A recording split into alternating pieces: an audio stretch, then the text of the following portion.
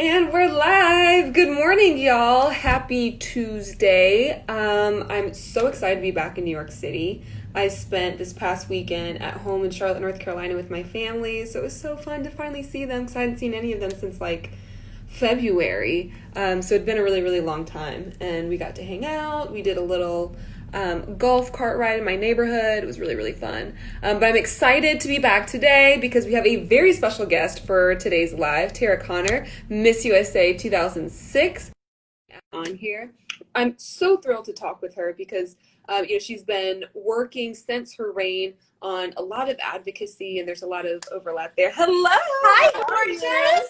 It's good to see you. Matchy. I know, right? We really are matching. How cute Well is that? done. Guys, we did not coordinate this. This is the first time I'm seeing Tara today. Like, Nice. You look crazy. beautiful. Oh, thank you. As do you, per usual. Thank you. I'll take it. Okay, so yesterday we were talking about, some of the topics we're going to talk about today. And one of the things that we discussed was a lot of the masks that you and your husband are making now. Because, yeah. obviously there's still a pandemic going around. And, Right. I'm sure a lot of people were celebrating this weekend, hopefully with masks. So tell me about the masks you guys have been making.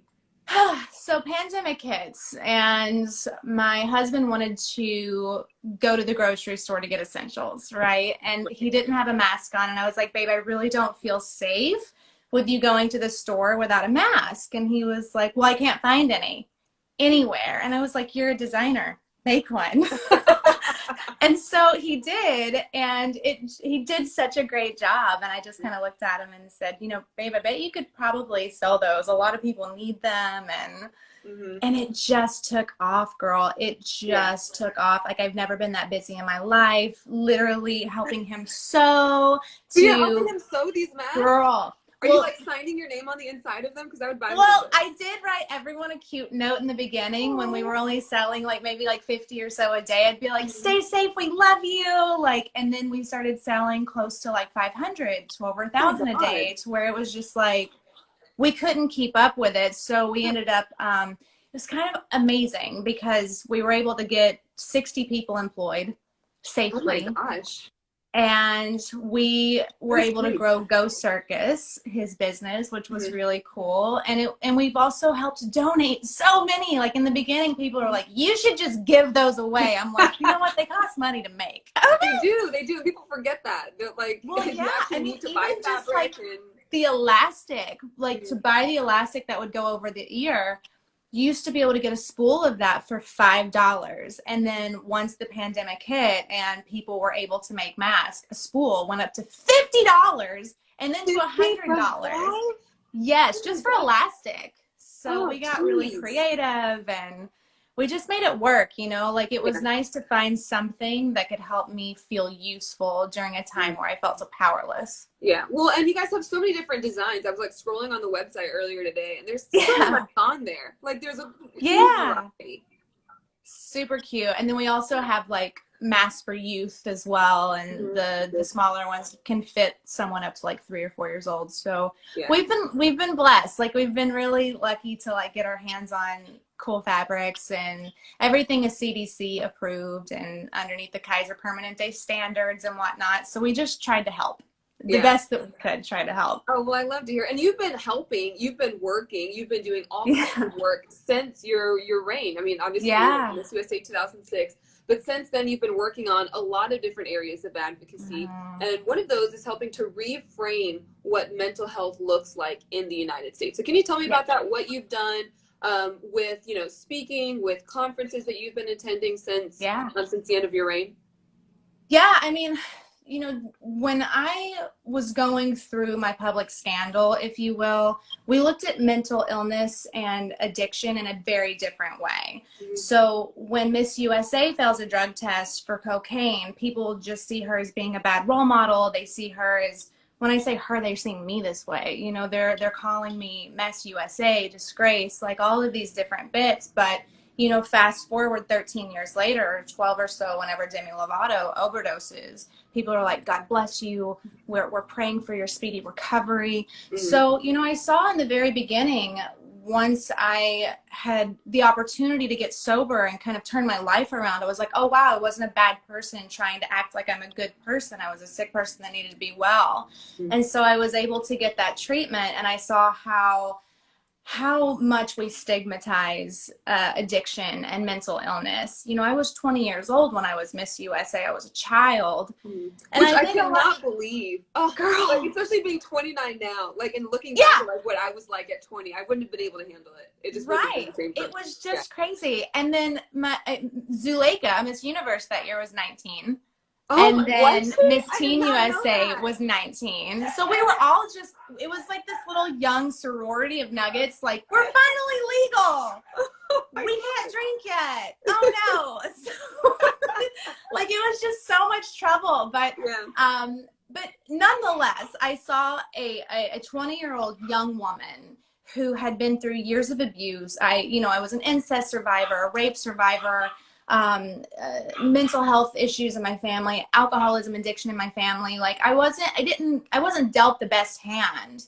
So here I am just trying to prove to everyone that I'm not this big piece of crap that they think that I am, right? And the truth is I was just very sick. And so once I was able to discover recovery and was given that opportunity to change my life, I didn't know that existed. I didn't know that was an option.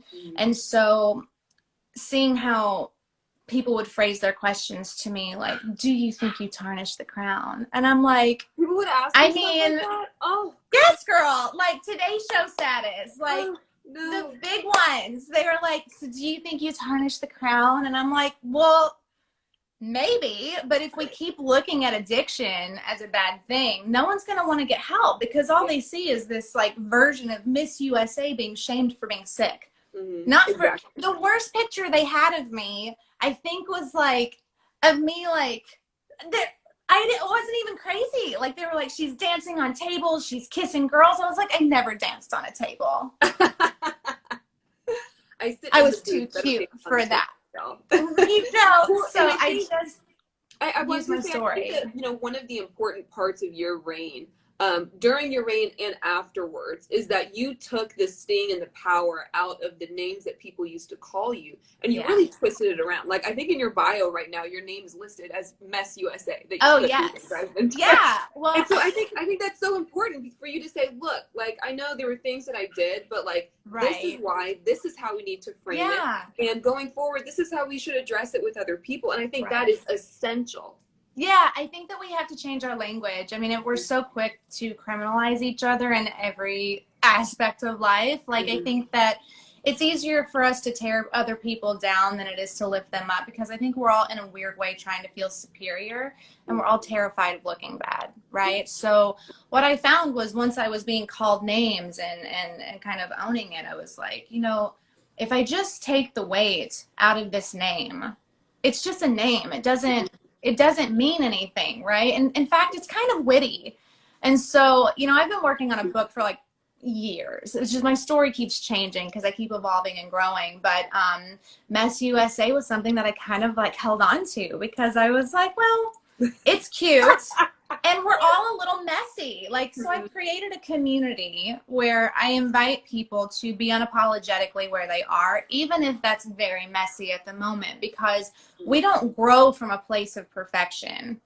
We grow from a place of messy, right? So yeah, I just embraced it. I have a clothing line coming out on July the 17th. It's all about accepting being messy and being a perfect mess. Yeah, well, it's kind of like that saying, if you lose, you learn. It's like, if you win, you win. If you lose, you learn. So it's like going through challenge and making mistakes actually teaches you important lessons that you can use later in life. And side note, guys, if you have any questions, drop them in the question box below. I'll start looking at those later in the live so that we can answer some of the specific questions that you guys have. Well, I'm glad that you turned, what was a real challenging part in your reign to good. Yeah. So when did you start speaking more on, recovery, on mental illness, mental health, and what you can do to maintain a sense of mental health? So I think in the very beginning, people were asking me to share my story as early as a day out of rehab. Oh, wow. And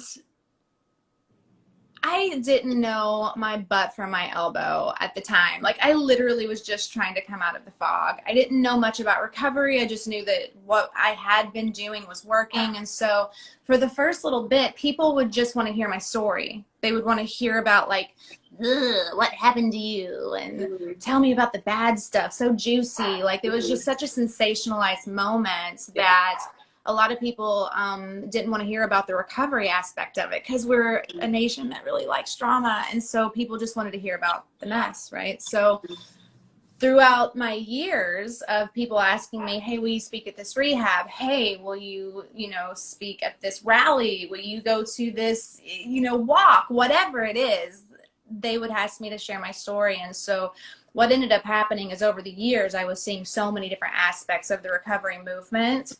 Like, I was being asked to speak to prosecutors and in the criminal justice system. And I was seeing how a lot of our prosecutors think that if someone has 10 DUIs, they're making a choice at that point. And I'm like,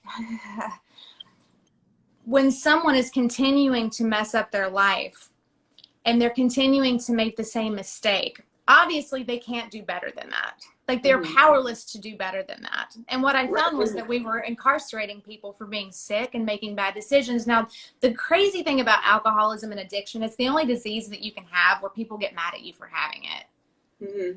Yeah. So if someone has cancer and it's terminal, like, and so is addiction, it's a terminal disease. Like, it is life-threatening, it will kill you.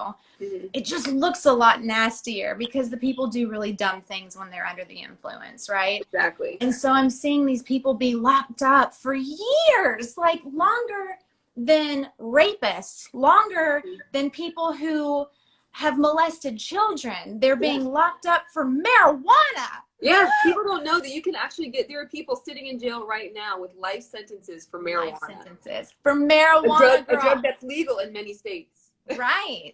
So technically, I just saw how we were criminalizing our way out of the issue instead of helping or contributing or offering resources for recovery. So I kind of became like this advocate that got really mad, and I would tell prosecutors that they needed to be educated and then they needed to grow. Right. And it was scary that they were the ones in charge of these people's lives because they didn't have a chance. And then you look at reentry, it's similar to what we've been doing as a country for hundreds of years. Like, let's just put people away instead of lift them up, help them grow, place them in a position to even reform if they even need it.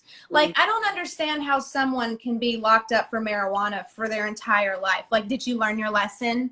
Right. Well, and I think our justice system, like you said, spends too long criminalizing mental health issues. And even when laws change, like laws being legalized for like possession or the sale of marijuana, we see this sort of disjointed legalization process, which often leads, people in jail in certain states while other people are profiting over the drug that some people are being jailed for. I see a comment from somebody here who said a friend of mine is serving 30 years for marijuana. It really happens, and it's very, very scary.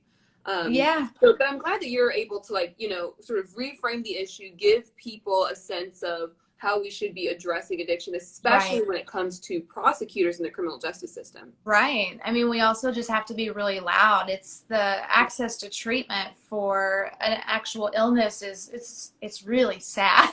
I spend a lot of time on Skid Row here in Los Angeles. I go to a lot of 12-step meetings there for my own recovery. And, my family are people who came up on the streets. And these are people who you would, in the past, I would look at someone living on Skid Row and be like, well, you made that choice. How dare you you've chosen to live this life. And then I went through it and I was like, oh, I'm no different than your friend that was locked up for 30 years for smoking marijuana. My circumstances were just different and I was in a different area, right? But then I started noticing that I have these people from middle America reaching out to me. Can you help me get my child into treatment? I don't know what to do. This place is so expensive. This free place doesn't have a bed available. And then I'm seeing people that are homeless be able to have access to programs immediately. So you actually have better resources as a homeless person than you do with someone as a middle-class American working every single day just trying to get your kids to a decent school and trying to keep them alive and healthy and whatnot. And having to beg facilities, can you please just, is there one bed for these people? Like an addict has 5 minutes when they decide that they want to get help. If they're not met within that 5 minutes, they'll overdose and die. So, and they're kids. We're seeing kids overdose and die on a daily basis, and we don't talk about it because it's not sexy like Corona. You know what I mean? But it kills more people than Corona every day. Yeah, well, I think that, sorry, I'm trying to unplug my phone here because it's about to, well, it's not about to die, but it's about to overheat. Oh, there we go. Okay. The whole screen starts getting dark whenever my phone starts to overheat. But yeah, well, I think that, you know, speaking about Corona and some of the issues that we're talking about today, I think there are some people who are talking about defunding the police.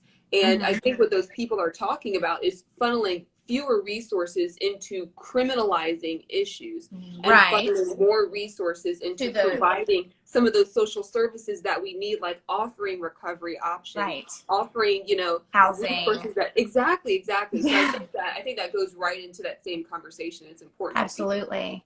Yeah, and because I think what people get confused, you know, I grew up in a very Southern red, like, go Kentucky, like, love my state, love all of it. But people get confused when they hear the words like defund the police. Like, I think what they think is like, take away our police. It's like, no. They're getting a lot of cash, right? And statistics show that even if we put a little bit of money into prevention, if we put a little bit of that money that we would put towards their weapons, towards their really huge military cars and trucks that they don't need. And we put that towards recovery resources, it'll reduce recidivism, and it will also really take a chunk out of our national debt. Like, I did a TED talk on this like 3 or 4 years ago, where I was talking about, like, hey, if you're worried about our nation being in debt, instead of criminalizing or punishing people for being ill, what if we offered the homeless more resources? What if we offered the homeless or the disenfranchised more resources so that they could actually grow? Because what I've seen out of people who have turned their lives around and come up and out of addiction or a bad mental health situation, they are the most giving, tax-paying citizens who have more empathy, compassion, and love and do more good in this world than someone with the biggest bank account or the fattest wallet. Like, people just need a little bit of help. If we give them a little bit of a resource and show them, hey, we care and we've got your back and we'll continue to stand with you while you stand back up, you can change lives. And then it creates that trickle effect. So it's not like, hey, we don't want you to have funds, police. It's not about that. It's about, hey, they have so much funding. How about we funnel that towards decriminalization? How about we look at justice reform? How about we just look at these things that just need a little bit of help? And it'll go a long way, and it'll save our taxpayers millions of dollars. Exactly. And what it ends up being is like intervening earlier rather than waiting until the problem is spiral out of hand, and you need the police to sort of intervening now and offering people services that will keep them out of, you know, the kind of trouble that often brings the police. So there are a bunch of people who have been sending in questions. Tara for president. Okay. I love it. These comments pass the vibe check.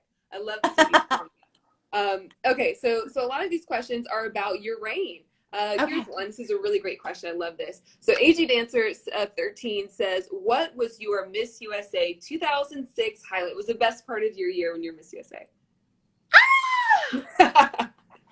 I mean, could you even answer that question? No, it's so. I usually give people 3 because I can't name just one. Okay. First highlight was winning, because it literally feels like you've just won the lottery. Like, you hit that Powerball and you're like, oh my gosh, it changed, right? I think honestly, my favorite highlight when I think of it was the night that I gave up my title. And I don't mean that in a negative way, but it was the way that we opened the show, where it was more of like I'm here, I'm healthy, let's crown the next Miss USA and let's all basically grow from this, right? Like, it felt like I could stand in my own skin as exactly who I was, because for the first 9 months of my reign, I literally was just trying to be a puppet, acting as though I thought people needed me to act, right? So I didn't have a voice. I was 20, A. But B, I was also, you know, just suffering. Like, I was dying on the inside, like battling suicidal thoughts for those first 9 months. So it was really bleak. But what happened was I finally, for the first time in my life, was able to sit in my own skin, flaws and all, and be like, oh, I don't have to be ashamed of being a human being, and I don't have to be ashamed of the mistakes that I've made, because I'm not alone in that. And I get to be like a voice for people. Like, my story does not have to be the Salem witch trial that it looked like. My story can live on. And truthfully, I feel like I've done more advocacy work than any Miss USA we've ever had. You've done a ton. And I can say that with confidence, right? Because my work as Miss USA started after my reign. But that one moment where they put those lights on me and I had these fresh cut bangs and I was like, yes, okay, let's start the show. Like, it felt so cool. So I think that was probably one of them. And you said something that I totally agree with, and I'm sure that a lot of title holders, Miss USAs, and, you know, even state title holders, probably Miss Universes as well, feel when you first are crowned. You feel like, okay, I have to be the person that people expect me to be, right? You have to be like perfection all the time. I remember there was one, I was doing my first photo shoot, my first official photo shoot as Miss USA. And I think I just misunderstood the itinerary that I had, which was very clear. Esther's on here, by the way. She can. Hi, Mama E. So I read the itinerary, and I thought that if there was like a time, and I thought this time meant that was the time I needed to leave the apartment to head to this photo shoot, but it was actually the time that I needed to arrive at this photo shoot. So I ended up being like 30 minutes late. And this is like maybe, I don't know, a month into my reign. And so I remember getting to the photo shoot, and I was like all happy, and I was like, what's going on? Why is there something wrong? And finally somebody was like, you're 30 minutes late. And I was like, no, wait, I literally went to the bathroom and like sobbed before I know. Because I was like, it's a lie. This is so bad. I did not hate, no one hates you, Esther. Nobody hates you, you're the mama bear. No, you're the safe space. Like, I remember, girl, I had so many of those moments because I was like, wait, I didn't even know how to hail a cab when I went to New York. Like, I literally was like, I didn't know what a cross street was. Like, you have to understand, I came from a town of 2,300 people with 2 stoplights and a church on every corner, never having Starbucks or sushi, to being Miss USA. Wow. Yeah, so I was late a lot. And so I was always like, I'm sick, or my tummy hurts. I just needed a few minutes. Like, so they got so mad at me because I fibbed all the time. But it was because I was mortified, because just from little things like that. Like, I missed the gym. I needed to sleep. Like, and you get it. It's like a fax at night. Like, this is what time you eat. This is what you're going to wear. Hop in a cab. Do this. Go here. And you're like, It's the hardest job it really I ever had. Yeah, and you feel that pressure of people like wanting you to be something, and you just want to be like everything that everybody else, and so you don't feel like you have like your authentic voice at the beginning. Right. Esther says we hugged it out. Esther, I wasn't mad at you. I was mad at myself. Yes, we're never mad at them. We're mad at us. Like, why? Exactly. Okay, wait. I was reading this about you that you have to tell me if this is true. Were you a judge on Project Runway and the design? Yeah, the girl, they designed my gown for Miss Universe. Well, okay, tell me all about, side note, guys, if you haven't heard of Project Runway, it's a show about designing. They bring a bunch of designers on, they give them challenges, they make new outfits each week, and they have judges who eliminate people and then eventually choose a winner. Okay, so tell me about your Project Runway stint. Okay, so they do a whole episode on, you guys get to design the gown for Miss Universe this year, for Miss USA, right? So I go in, I sit down with all of the designers, and they're making my dress. So I have to wear whatever they make. Oh my God. How nerve-wracking was that? Well, I mean, I didn't have a choice, right? Like, that's, because you really don't have a lot of choices when you have choices when you're Miss USA, just not tons of them, right? So when it comes to like a group effort of like what you're going to wear at Miss Universe, it was crazy because these people had some weird ideas. And the gown that I ultimately ended up choosing was the best gown of the night. But you talk about division. Oh, really? People are like, why would she wear that gown at Miss Universe? I'm like, I didn't have a choice. And I was a twig, right? So I remember when they designed the gown, I probably was a whopping 105 pounds. Not because of how healthy I was, because I was a drug addict, but when I went to compete at Miss Universe, I didn't, like, my palate wasn't very cultured, so I ate a lot of butter bread. At during the Miss Universe lunch, competition or heading up to the Miss Universe competition? leading up to the 3 weeks that you're there competing, right? So I gained like 10 pounds during like I couldn't get the dress on because it was built for, you know, a twig, and I was a little more round than usual. So what did you do? I just made it work, girl. I just like I got it on. Well, and you did well. You ended up being top 5 in Miss Universe, so.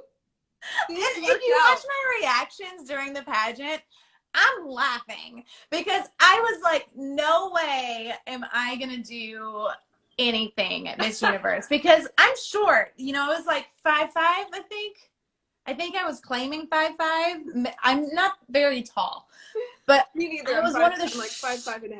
5'6". Yeah, I think we're the same height, really. I think I grew, maybe it was the confidence that I finally got. But so I was one of the shortest girls in the pageant. And so I was like, no way. And I also, my accent was so thick and my past participles were reversed because where I grew up, seen and saw are backwards. Don't and doesn't are backwards. Ate and eaten. Like, I just sounded, well, I didn't sound the way that I sound today. Right? Country. Yeah. I was country. And unfortunately, some people think country means ignorant. I was very smart. Just real country. Yeah. Oh, wait, Zosie. Zosie says I would have had a heart attack with the Project Runway dress. Right? My gosh. Although I seriously watched Project Runway religiously. And I remember when they had like a former Miss Universe contestant or delegate on the show. Like she could, I wish I could remember which season it was. I think it was like one of the first 10, within the first 10 seasons. Yeah. Like probably between 7 and 8. And she had this long, beautiful hair, and she had like the sides of her hair were cut. If any of you guys know who I'm talking about, drop her name in there. Yeah, let's see. I want to know. Beautiful dresses. I would have died. Michael Costello was on Project Runway. Christian Siriano. So many incredible designers. Yeah. But I love hearing about your Miss Universe journey. That's awesome. Oh my gosh. Yeah. But that's what I'm saying. Like every time they would call me, like when they were like top 20, I was like, this is a joke.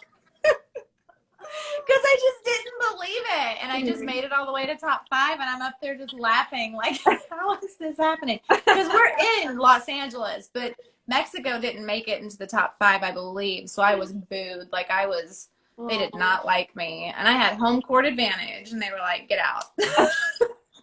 Well, I think that's happened more than once that Miss USA has been booed by like a different country because like a country that's been closed or something. It happens. What an experience. I represented Kentucky. Exactly. And you did it twice, right? You were Miss Kentucky Teen USA, second runner-up Miss Teen USA, and then it's like, I mean, you're a pageant pro, Tara. Girl, I did the whole thing. The whole thing. If you ever want to see Tara Country as Cornflakes, just look up. This is my most mortifying video ever. It's preparation for Miss Teen USA. So it's like little interviews that they did with all of us. And I think I was like 15 or 16, but country. When they did the final question on stage, they were like, what's the biggest turnoff about guys? Which was interesting because I was like a kid. But I was like, crusty teeth.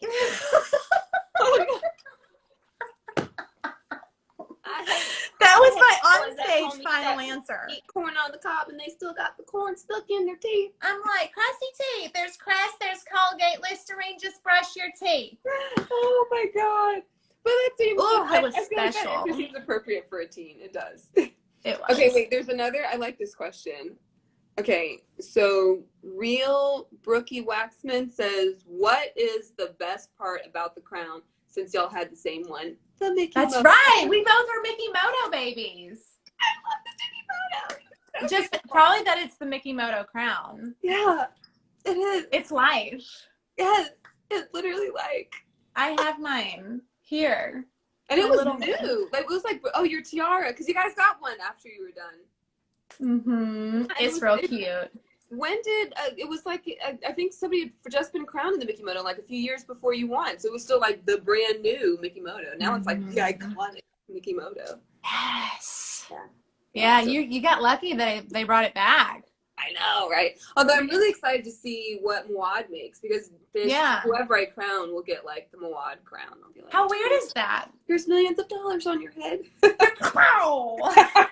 I remember when I would have to carry the Mikimoto crown when we were allowed to take the big one around in that case. Oh, really? Do you still carry it in the case? The red case? Was it red? No, ours was big and silver. Like, it literally looked like something you would put in a safe, and we would have to carry it around on the plane so that we didn't lose it. That was a lot of and it was heavy. Yeah. Oof. I mean, it feels like, oh my God, this is real, like pearls and diamonds. Like, yeah, but no, now we have it's like a burgundy case. But we do still have to carry it on the plane. So if we're like traveling somewhere with it, although I don't wear it that much. To like appearances and stuff. There are backstage drama and sabotage. Did you both experience? Oh, did you experience backstage drama or sabotage? Mm-mm. No, and I don't know why people. Well, I'm sure there are stories, and I'm sure there are real incidents of that. But like, I don't think it's common. I don't think that's something that, like, I've competed in. I don't know, 15 pageants, and I can't say that I've ever like seen or heard personally, like, I don't know, or of somebody like sabotaging somebody backstage. Yeah, I mean, I've seen catty and people walking in just knowing that they were gonna win, which is always really fun to watch when they don't win. But even when I was younger, I just remember I would call them pageant patties. We still call them pageant patties. Yeah, because in the South, it's all like before the pageant, a lot of girls are like praying or rehearsing. Just, and I was always the girl that was like backstage smoking cigarettes while everyone else was praying and like gluing their butts. Like, I never paid that much attention because I was such a like little hellion.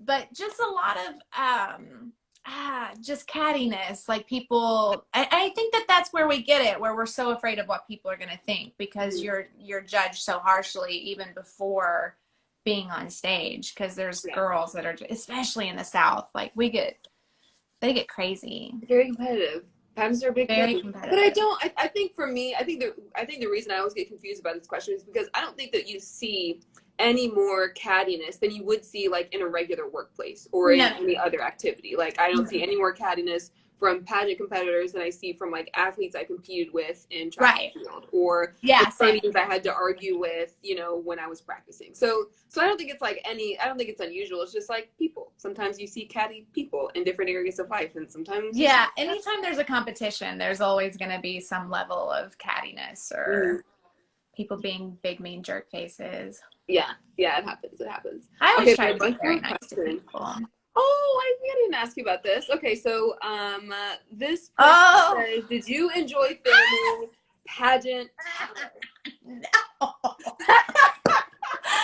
No, and let me tell you why. Tell us why. Oh, first Rachel Smith of like Pageant Palace for people who haven't like seen it. Okay, so it's Pageant Palace is cute, but it was called Pageant Place. And they brought me on as basically like an Esther.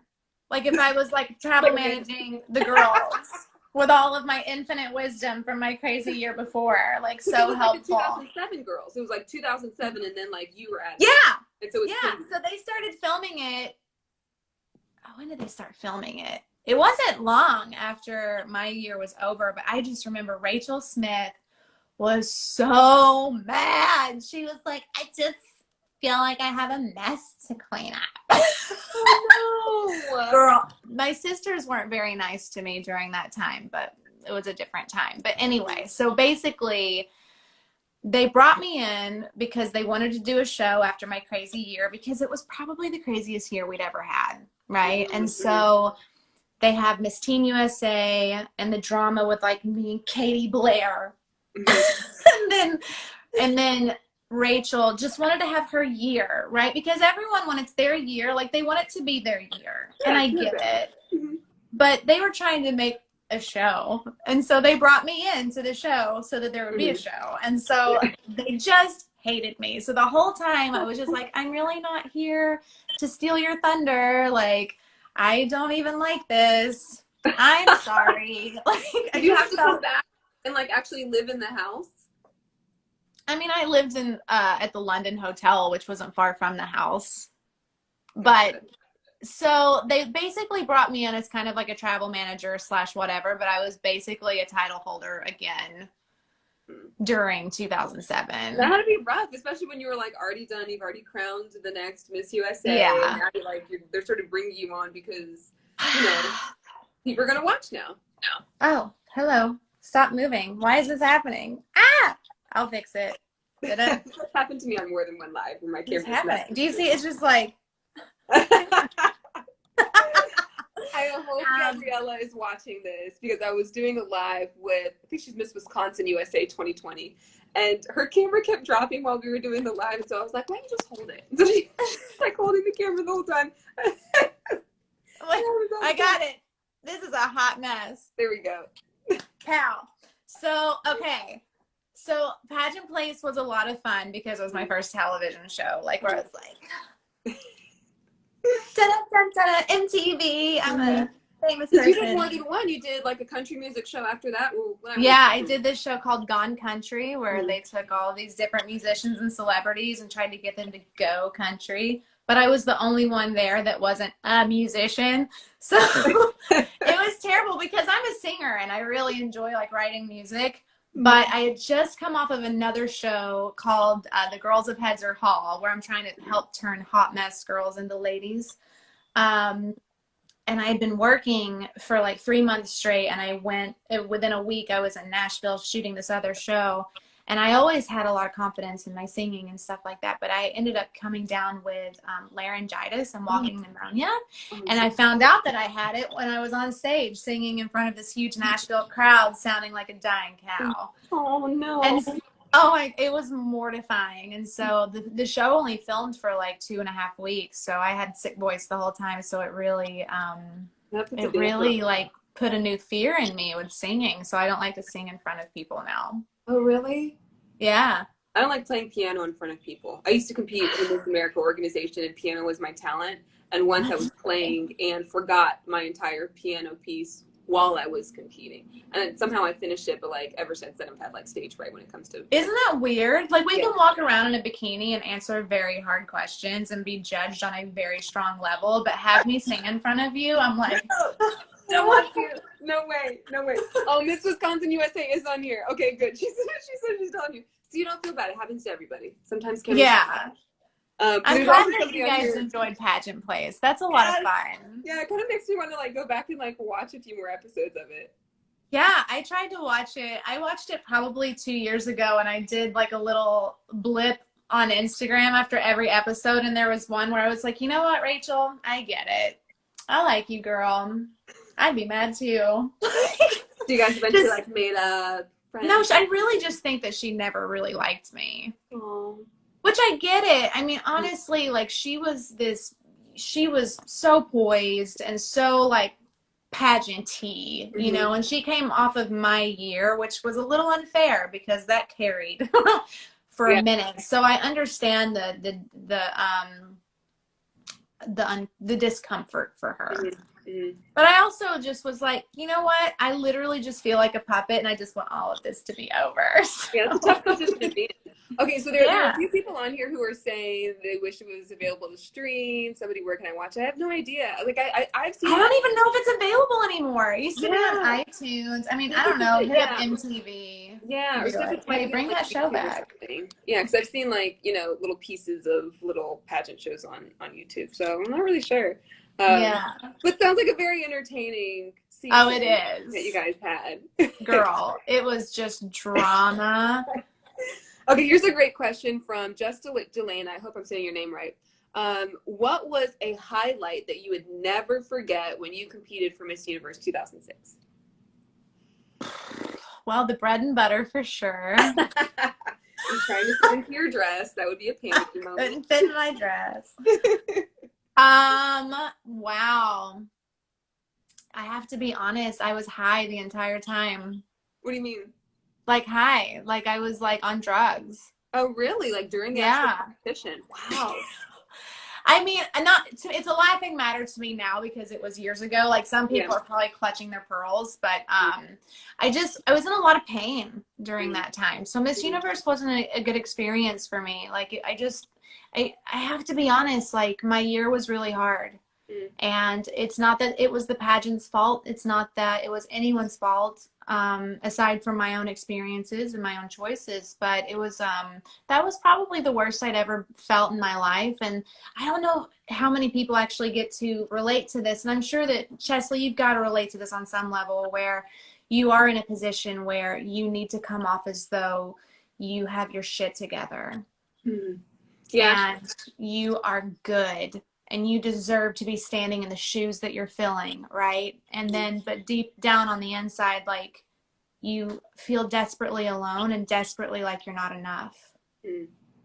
So I just feel like during that time, I just desperately felt like I wasn't enough. And so you look back at, competing at Miss Universe at your year and say, thank God that I learned from that? Or do you look back and just think, I was sad the whole time and I don't like to remember it? Oh gosh, I'm so grateful for it because what a weird experience that no one gets to have. I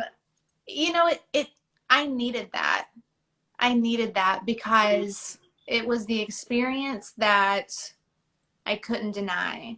I think like a lot of times when people need to change something about their life, it's very easy for people to judge and should you to death and say, you should do this, or, maybe you should think about this. Like, it's really easy for us to point out problems in other people, but it's not so easy to see it within our own selves. So when you have an entire nation and a world calling you names, coming up with stories, saying that you are X, Y, and Z, like, you kind of have to take pause and just be like, there might be some truth to this. Like, maybe there's something to it. And what a great experience because people listen to what I have to say. Oh yeah, for sure. And even if it's just because they think I'm crazy, they listen to what I have to say. No, I think it's exactly because of your experience that you become credible, saying, look, I went through this and I survived this, and look at the success that I've experienced now. Yeah. I think that your experience enables you to reach people in a way that many others can't, because you're being able to say, like, look, I've been there, I've been where you are, and listen to me while I tell you how you can get out. So I think that's a good message. And I also just want to encourage people, like, oh gosh, if you're struggling, like, I get it, but what a great place to be, because when you really have hit a rock bottom, the only place to go is up, and I just think that I needed people to tell me it's okay that you're not okay right now. It's okay that you don't have all the answers at 20 years old. It's okay that, like, I have all the answers at 29 years old. I don't either at 34. Like, girl, I don't get it. My favorite thing to say now is, I don't know. But I think that, we do see the glamorous, and we see the prestige and the crown and the sash and stage and all these wonderful things. And it's like, oh, what a crazy, awesome experience. But we don't always get to see the truth behind the girl. We just get to hear the truth behind her platform and what was written on her bio. And we just get this image. But rarely do we actually get to sit down and see someone's pain. Do we get to see someone's, challenges where they're honest about it? And I just hope that, if anything, my year encouraged people to be a little more transparent, because you can really connect with people that way. Yes, you absolutely can. And I think it makes people encourages people when they know, like, everything isn't great roses and daisies every day for us either. There's challenge and there's struggle. And there is sometimes pain and loneliness. And I think that's okay to tell people. So I'm glad that you're just candid with people. Yeah. Okay, final question, because this is actually a really, really good question. I like this. Misha says, what message would you give to the next Miss USA? Miss USA 2020, who is already amidst, the pandemic and craziness all the time. And that's happened this year. Oh, my advice is just to stand in your truth and be 100% who you are. Try to, but how do you even know? Because your life changes so much after you win Miss USA, Just try to stay true to yourself. And if you're having a hard time, be honest about it and be transparent and talk to somebody. Don't expect that it has to be perfect. It's not going to be a perfect year. It's never a perfect year. It's an experience. It's a chapter in your life. So just stay hydrated. Stay Yes, woke, stay hydrated. stay honest, be good to people, and be good to yourself. Exactly. I love that advice. I need that on a t-shirt, mostly the stay hydrated part, because I need to be reminded of that. Well, I'm making t-shirts. They're coming out July the 17th, so they're real fun and witty. So Exactly. you guys can t-shirts check them and out. masks. Actually, let me see if I can find it. Oh, yep. Okay, so I said final question. This is the final question. Oh no, has Tara paused? She's like still. Wait, we might have lost her. But Alexis MPU says, what is the website where we can purchase masks? I actually visited the website this morning, so I can tell you while we're trying to catch up with Tara. It's on her Instagram. Oh no, and she left, dang it. Well, at least I can tell you guys. Like I said, I saw the website. If you go to Tara's bio, you'll be able to see where on there, like, you know, they're selling the mask. So just visit the link in her Instagram bio. I don't know if we're going to be able to get her back. Let me look and see if she's in my requests. If not, she did give you her final words, so I'm glad for that. Oh, yeah, there she is. Perfect. Let me add her again. But so glad that we had Tara. She's so real, so candid, and I just loved hearing. Okay, she says I'm trying to come back. Yay, you're back! Oh my god! That happens a lot to me. Oh my gosh, the panic! Well, it's funny. Literally, you paused as somebody was like, "What's the website?" And I was like, oh, "Let me just tell you the website," because I was looking at it this morning. So seriously, again, thank you so much for being on here. You were magnificent. I just love you. I've loved you since you won. I just like your hair is. I just wish I had it, and I just love your spirit. And I think you've been an incredible Miss USA. And this was a lot of fun for me. I really appreciate you asking me to come on today. Oh, thank you so much. And it was a lot of fun for me too, especially just like I said, because you're so candid and so it's just so fun to hear from you. So thank you, Tara. Thank you for being on, and thank you for your advocacy. Thank you, Mama. Thank you for everything that you do. I love you guys. Thanks for all of the support always. If you need some masks, go to gocircusapparel.com or just check out my Instagram. It's all over the place. And I love you. I love you. Stay safe, stay happy. Awesome. Love y'all. Love you. Bye.